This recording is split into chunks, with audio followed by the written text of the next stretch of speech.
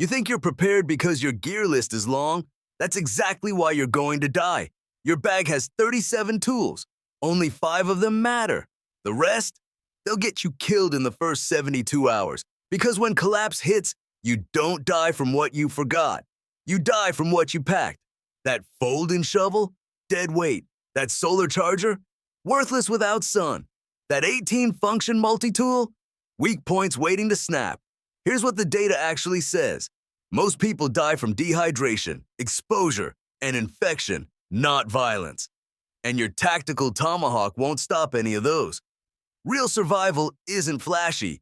It's cold, brutal math. 5 tools, 5 biological functions. Everything else is noise. If the grid died tonight, would your gear keep you alive, or would it bury you faster? Let's find out. Let's get one thing clear. You think survival's about gear. It's not.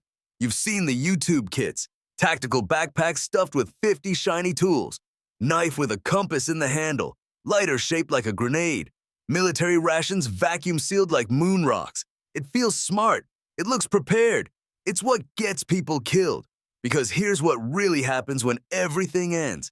You don't die because you forgot something. You die because you carried too much.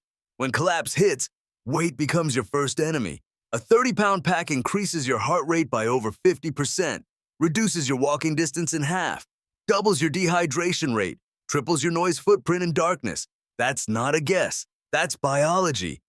That's why people abandon their gear in the first 48 hours, because it's too heavy, too loud, too complicated, and too useless. Most survival gear is theater. It solves imaginary problems. It looks good in reviews. It fails when you need it. Here's the reality no one tells you. 65% of collapse deaths come from dehydration or contaminated water. 23% die from exposure. 8% from infection. Less than 4% from violence, which means almost none of what you packed matters. Your survival doesn't depend on what you bring. It depends on what you stop bringing. So here's how this actually works. Survival is not about having something for every scenario. It's about covering 5 core functions. Not 10, not 20, just 5. Water acquisition, fire creation, material processing, shelter formation, contamination avoidance. That's it. Everything else is fantasy. If a tool doesn't prevent dehydration, stop exposure, or kill infection, it's dead weight. You don't need gear for creativity. You need gear for biology, because survival is not a lifestyle. It's a mechanical process. 5 functions, 5 tools. Everything else is noise. Single-walled metal container. Function, water control. Your insulated water bottle, the one with the carabiner and the matte black finish?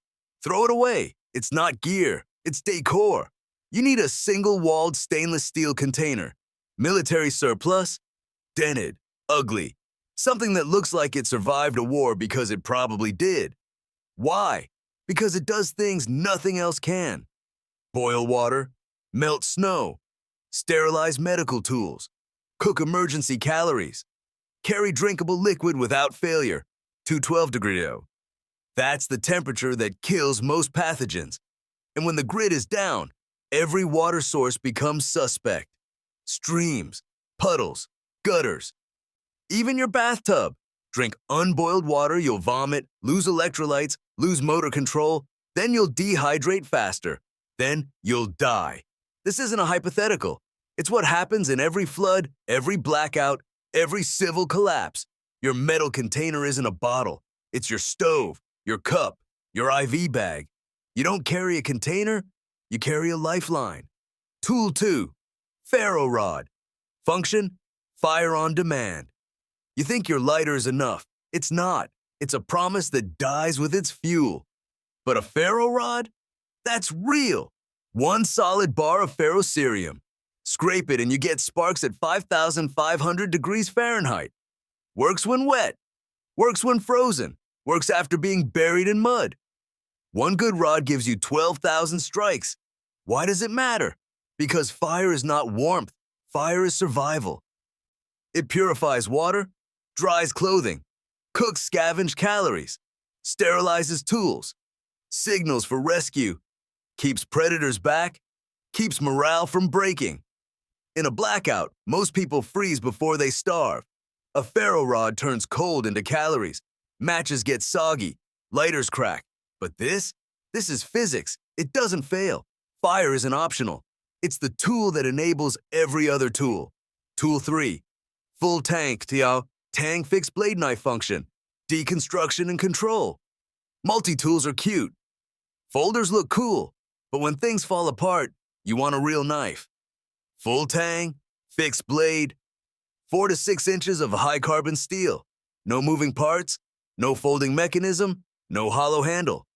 It splits firewood, cuts cordage, processes materials, creates shelter, prepares food, performs medical tasks, battens kindling, scrapes tinder, opens containers, and in the worst-case scenario, it gives you control when control is all you have left. Folding knives snap, multi-tools jam, handles shear, locks fail. Your knife isn't a backup, it's your hands. Upgraded. Learn how to use it before you need it, because once you need it, failure is fatal. Tool 4. Water filter function. Contamination control. Boiling water kills pathogens, but it doesn't touch chemicals, heavy metals, pesticides, industrial runoff, agricultural waste, microplastics. That's the modern water table, and if you boil it, you just concentrate the poison. That's why you need a filter. Portable, small, 0.1 micron pore size. Removes bacteria, protozoa, debris, cryptosporidium, giardia, the stuff that turns your gut into a liability. Fire takes time. Boiling takes fuel. When you're moving, you don't have either. A filter lets you drink from a creek, a ditch, a puddle. It keeps you mobile. It keeps you functional. Boiling protects you at camp. A filter protects you on the move. Together, they close the water loop. You're not just surviving dehydration. You're preventing the spiral that takes your mind before it takes your body. Tool 5. Tarp function. Shelter without complexity. Tents are comfortable. They're also liabilities. Heavy, bulky, obvious. They scream, "I'm here. I have stuff. Come take it." But a tarp? A tarp is silence, speed, versatility. 8 by 10 feet of waterproof fabric.